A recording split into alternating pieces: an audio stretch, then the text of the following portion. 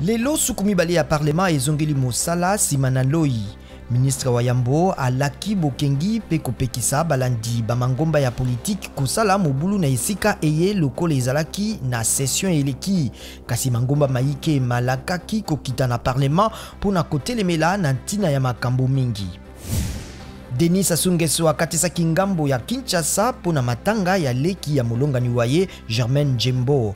Akutanaki na mokokani waye ya RDC Félix Tshisekedi. Mbulamatari ya États-Unis epekiti visa na bakambi banso ba Nigeria baye basalaki misala ya kobebisa demokrasi. Etumbu yango ebakisami na eye pesamaki na juillet 2019 mpe etali mingi baye babebisaki maponami na ba eta ya Koji na Bayelsa. Ezali pe pona kokebisa na maponami na Edo na Ondon na octobre 2020. Conseil constitutionnel ya Côte d'Ivoire indimi kombo ya président Alassane Ouattara na maponami pona kokamba mboka mbala ya misato kasi ebwakisi ya mokonzi ya kala Laurent Gbagbo na ya Guillaume Soro ministre wa Yambo ya kala kaka nkombo minei nde ndimami kati na bato tuku minei na minei.